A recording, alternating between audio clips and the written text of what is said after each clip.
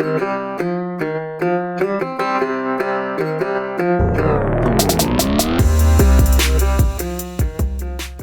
up, everybody? It's Dan Binder Boneyard coming at you from the office. Beautiful end of March day.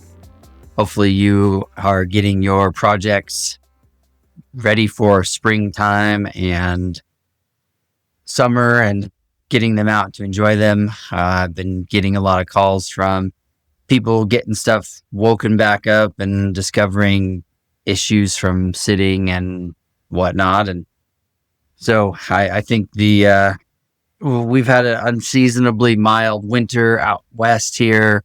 And I know the Midwest and East Coast got hit with a lot of snow and stuff, but I think you guys are warming up too, as far as I can tell. So thank you, everybody, for listening, for following along, the Patreon donators, the Instagram subscribers, the people that just randomly send money on Venmo. It's all appreciated. I'm glad that I can help you out.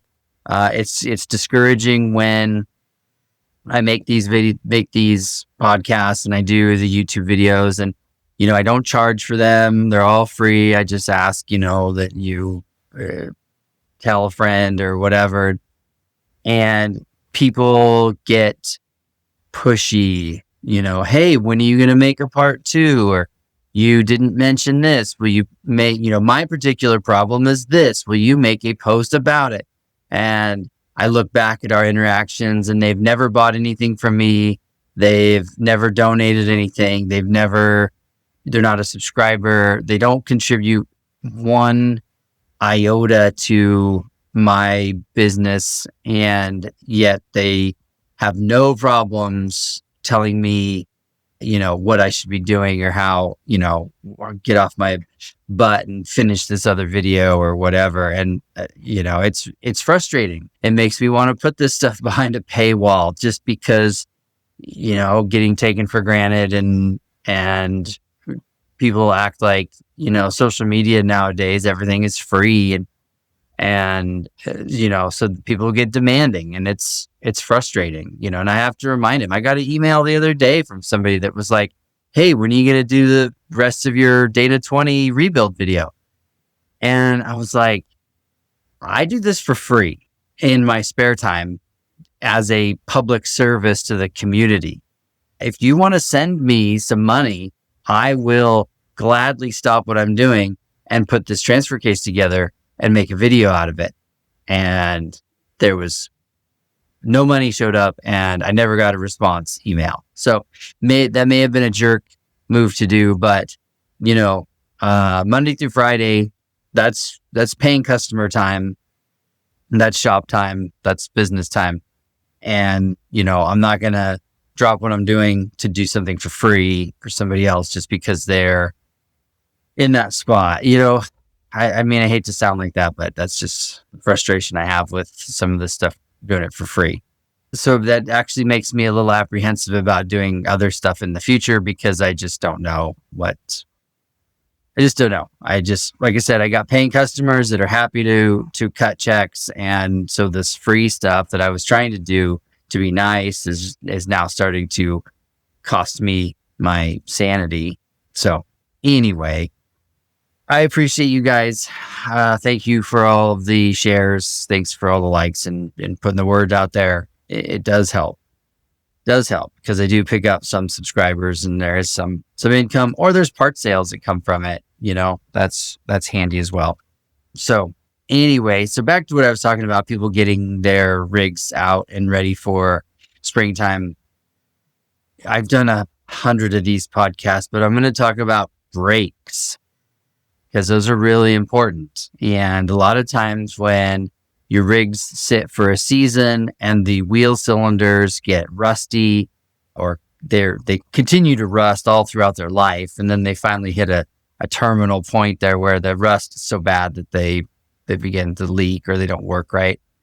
But when your rig sits and then you go to use it after 4 months of sitting, and now you've got spongy brakes or leaks or something's not working right, so there's there's stuff you can do. The first thing I wanted to mention though is like so many people. And there was just a Facebook post the other day I saw where the guy's like, my drum brakes, I've done everything and they just don't work. I want to do a disc brake conversion. And I have driven a lot of drum brake trucks over the years. And when they are working right, when they are adjusted, when you have the right size wheel cylinders, when you have the right master cylinder, when you have good hoses, when the system is good, the brake lines are blown out and clean and there's no grit in them. The drum brake systems are pretty adequate. Like they do actually work. Do they pull right or left sometimes? Yes, sometimes. My red truck, I ran drum brakes on it for a year before we did the GM swap. The only reason I did the GM swap was because of the different gear ratio and they turn sharper. That's my complaint about closed knuckle front ends is they just don't turn very sharp. So it's really hard to get around in parking lots and stuff like that. Disc brakes were a bonus. Oh, excuse me. But only because I was also going to power brakes. So it was a bunch of stuff happening there. But anyway, I want to discourage you from spending a bunch of money on a disc brake kit if you don't have, if you're not sure that everything else is working correctly to begin with. You know, a lot of times these wheel cylinders, they get full of rust. The aluminum cups get corroded from the leaks and then they hang up. So every time you push the pedal, they don't always retract the right way, or they're slow to come out because of the corrosion. So then you get the pulling to the right or to the left, or the adjustment is bad. So a lot of times, you know, I try and tell people if the brake hoses are original or even, 25 years old, there's a good chance that the interior lining of them is probably coming apart and restricting flow in either direction. Because if they, letting pressure through with the pedal, it's kind of forced to do that just because of hydraulic pressure, But the return, when it's just the springs collapsing the wheel cylinders and sending the fluid back to the master cylinder, it doesn't always return as fast. And so if you've got bad hoses, then, that could create a problem. Or in the earlier trucks, like the C series ones, there's one line that feeds the entire truck. There's one rubber hose that is a quarter inch hose that hits a junction block, and then that from the junction block distributes to the entire truck. So if that hose has anything wrong with it, or if the hard line is kinked or rusty, or the junction block has some debris in one of the ports or something, it's going to affect the whole truck. So it's really important that you make sure that your hoses are in good shape, that the hard lines, when you have the hoses apart, if you can, try and blow brake clean through the hard line to make sure that it is clean and free flowing, and same when you replace a master cylinder, making sure that you bench bleed it correctly, but then also try and run clean brake fluid through the system. Don't just do the bare minimum to bleed the master cylinder or whatever. Like go through a quart of brake fluid, pushing out all that old discolored rusty stuff, and get back to clean, clear brake fluid. You're going to have better brake operation and stuff from there. Guys don't take that into account. They just think that brake fluid is like a forever fluid and it never needs replacing, but it's not true. I mean, that silicone stuff, it pulls moisture out of the air. And that's why the stuff rusts. We use nickel copper for all of our hard lines now. And then of course, either the Teflon, steel braided Teflon lines, or, at least a high quality parts store rubber line that has a Teflon liner. Those seem to hold up better than the old school stuff, but you still have cast iron wheel cylinders and cast iron master cylinder. So you will get corrosion at those 2 points. And, you do need to change your brake fluid every 10 years, I would say. And, replacing a single part and then bleeding the air out of that one part, that's not fluid replacement. So keep that in mind too. If you're running a C series and you don't know when the last time brake fluid was changed or anything like that, you probably are going to want to. But yeah, making sure your hoses are free flowing, they're not kinked or expanded. And then the wheel cylinders, like I said, either new replacements or hone with new cups, which is getting harder to get rebuild kits for those, but you still can. Making sure your stuff is moving smoothly. And then the shoes, we use silver anti-seize on all the backing plates where the shoes travel to help keep them from hanging up. All the adjusters get taken apart and wire wheeled, and, silver anti-seize or brand new ones get put on. Like the D series ones you can still buy. And I think the Scout 2 ones you can still get. And so those go on with silver anti-seize on all of the moving parts, and then they go back together. I hate turning drums.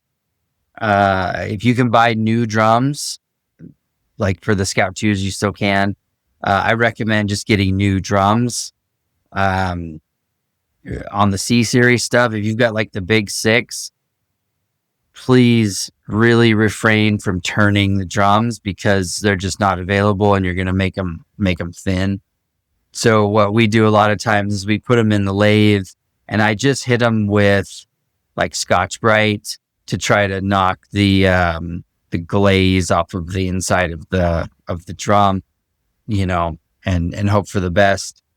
That way, new shoes, they always respond better with brand new shoes. But really, your braking action is all about fluid movement. And if you have something that's not traveling like it's supposed to, I've seen that where the driver front moves great, stops fast, works awesome. So then that means it pulls to the driver's side. But yet the passenger side is lazy, doesn't have the same kind of power. You bled it 100 times and it still doesn't work right. And then we take it apart and you come to find out that the rubber line is collapsed and looks great, but there's something wrong on the inside and it's not working. And then you replace that rubber line and suddenly you've got equal brake power again. So a lot of times it's, instead of, throwing the baby out with the bathwater, you figure out what the individual problem is. And, a new hose is $25, where a disc brake conversion kit is $700. So, I try and discourage people from doing that, and then the other thing about the brakes that I see is people go, oh, these things are so weak. I want to update from vacuum. Well, let me back up. They want to update from manual brakes to a power booster. Now, I wholeheartedly recommend that. Manual brakes still work. They work great for the truck. If you are towing anything, if you're hauling a lot of camping gear and your family and stuff like that, manual brakes do run out of power pretty fast. Like they're only as good as your leg can push. And sometimes that's not enough. So I do push a lot of the vacuum booster setups. The C series, our power brake kits we sell for the C series are wildly popular. We sell a ton of them. And I recommend everybody run that because even power assist with drum brakes still stops very well. It's really surprising how well a vacuum booster wakes up those drum brakes. But then you get the guys that have vacuum boosters and they're like, oh, these brakes are still terrible. I want to run Hydro Boost. So Hydro Boost uses hydraulic pressure from the power steering pump to actuate the brakes instead of the vacuum assist like you normally have. I think vacuum, can't remember the numbers, but Hydro Boost gives you, if vacuum boosters are like 1800 PSI, the Hydro Boost is like 2200 PSI or 2500. It is an improvement in pressure, output pressure, but it's not wildly different. It is an increase. I'm not sure it's worth it to 98% of the population. There's a reason that like the 1-ton GMs and Dodges came with Hydro Boost, partially because the diesel engines don't make vacuum. And so you need another system to power the brake booster.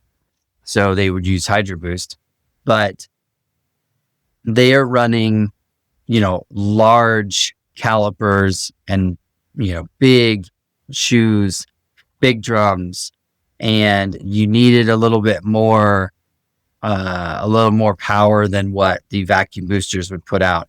And I'm not saying because even my 92 Dodge 1-ton Dodge Dually, it still runs a vacuum booster and it stops great, So I'm not saying that you have to have a Hydro Boost for good braking.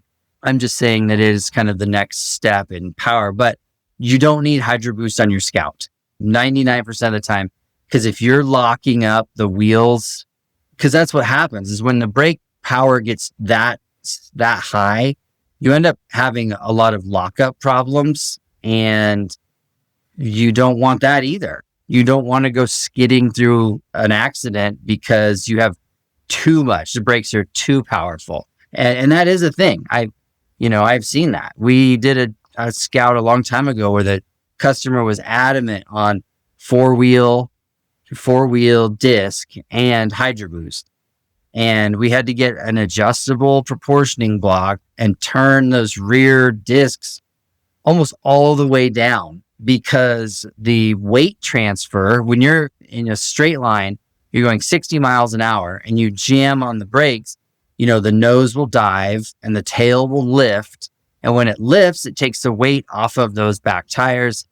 They lock up really easy, and then you go into a skid. And that is dangerous, especially when it wants to come around on you when you're not ready for it. So, was it a good idea to do Hydro Boost just to turn the rears all the way down? I don't think so. I think it would have been better off leaving it with a vacuum booster and the correct proportioning block and letting it work that way, in my opinion. This guy wasn't towing a trailer.